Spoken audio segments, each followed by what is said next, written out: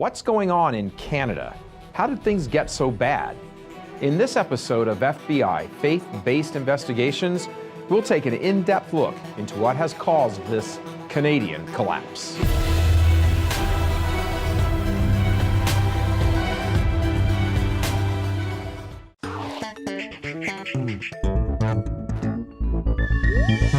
Hello everyone and welcome to the Vortex, where lies and falsehoods are trapped and exposed. I'm Michael Voris. A number of years back, when the crisis in the church was just becoming evident to me, I had the opportunity to sit down with a local bishop, pleasant enough man. I asked for an appointment with him to discuss what was coming more and more into focus for me concerning the church.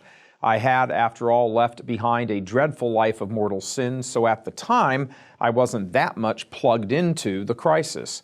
I had grown up in the Church of Nice, like almost everyone my age, so all these hootenanny masses and soft-sell Catholicism seemed normal to me. However, I had spent most of my career in investigative reporting and producing in TV news, and the more I hung around the church, so to speak, the more things seemed out of sorts to me.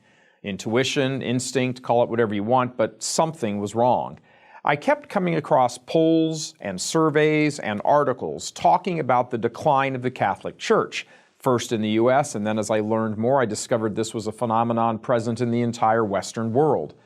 My reversion to the church was earth-shaking for me. I had been rescued by the prayers and sacrifices my mom had made, and I was in love with the truth of the faith, still am, because it is really miraculous.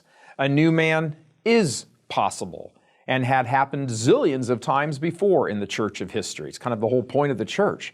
But in this frame of mind of exhilaration, I couldn't understand why so many people were leaving the faith, abandoning the faith, indifferent to the faith, rebelling against the faith, even the clergy. The polls don't lie. They may be wrong here or there by a percentage point or two or three, but polling is pretty much an exact science these days. My time in news showed me that in the world of cultural and political coverage. Sure, some now and then can be a little slanted or manipulated, but not all of them, and certainly not consistently. These polling companies make their bread and butter on making accurate predictions and representing sample populations with a good degree of certitude. Lots of decisions in the economy and the culture are made based on these polls. So it was in the spirit of concern about what I was continually seeing and even reporting on in our early newscasts and Vortex episodes here at Church Militant that I went to this bishop and asked what was going on. He was very polite. He was an auxiliary bishop, so he had some more time on his hands than the bishop. So we sat down, he asked what was on my mind, and I told him. I was concerned about these polls, the findings, the reality behind them that was actually being measured.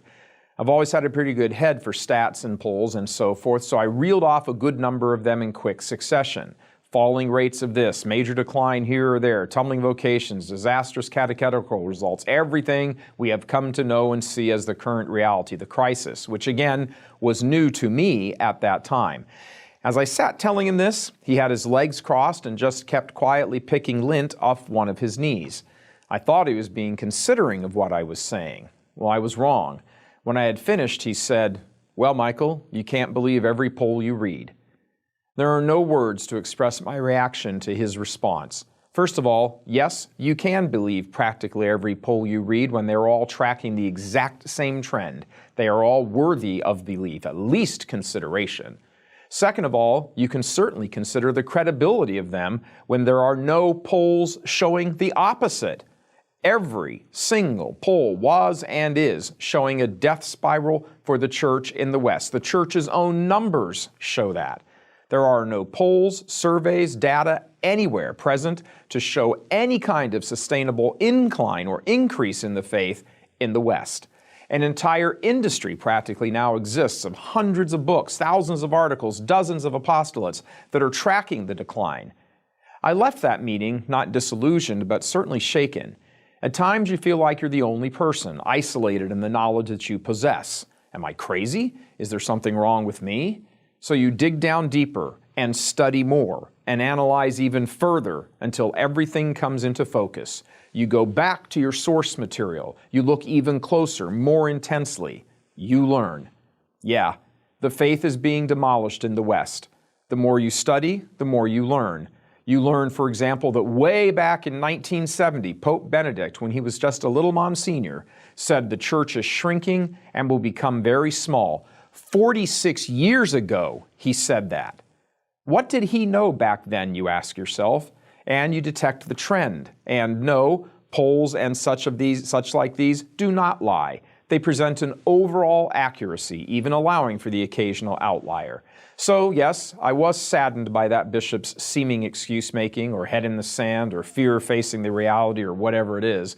But 8 years later, things are very clear. The church needs saints. She doesn't need fear or hesitation or denial. She needs saints. Brother, does she need saints. God love you.